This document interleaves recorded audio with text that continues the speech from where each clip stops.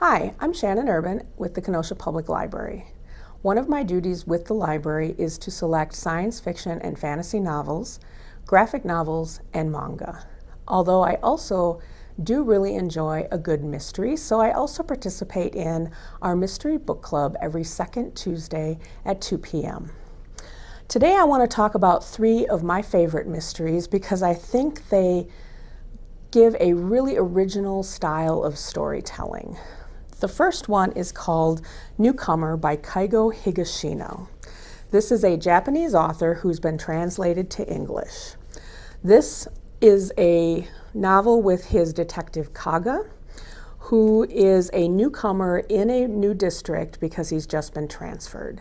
And his first case is to investigate the murder of a recently divorced woman in her new apartment. So she is also a newcomer to the neighborhood. Detective Kaga starts to canvass the neighborhood and investigate the murder, but he's finding a lot of loose threads and different clues, but none of them really tie back to the mysterious woman that no one really knows. What I enjoyed about this and thought was a little bit different in the storytelling is that even when he eliminates some evidence that doesn't apply to the main murder, he does follow it through to the very end and ends up solving a lot of smaller mysteries for all of the local shopkeepers and their families. This detective is also in a book called Malice. And if you enjoy this author's writing, he also has another series with Detective Galileo, the most popular of which is called The Devotion of Suspect X. The next book is The Magpie Murders by Anthony Horowitz.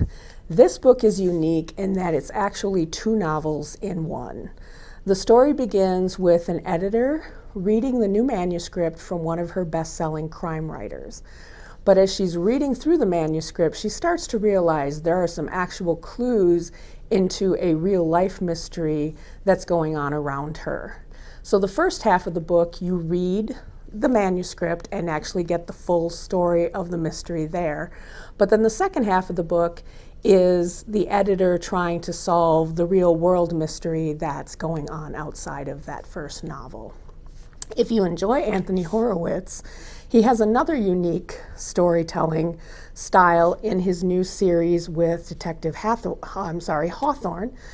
Detective Hawthorne is paired with Anthony Horowitz as his crime-fighting partner, writing in his real life.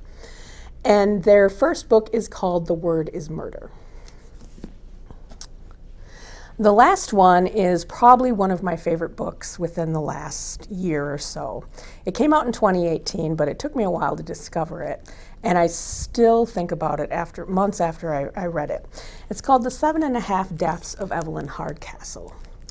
Evelyn Hardcastle dies every night at 11 p.m. And our protagonist, Aidan Bishop, is woken up in the consciousness of a different house guest at the party 8 different days. So he's in a time loop where he's a different person at the party where Evelyn dies 8 different days, where he has an opportunity to collect different clues as those new guests. But if he doesn't solve the murder within 8 days, his memory is wiped, he loses everything he learns, and he starts over again. This is a Groundhog Day type time loop. It's also a country house mystery, which is one of my favorites, but it's also a little bit of gothic horror and almost a unique type of locked room mystery as well. I really enjoyed this story. It was really riveting, and I can't recommend it enough to everyone that I tell about books. If you enjoy this book, the author Stuart Turton has just released a second one called The Devil and the Dark Water.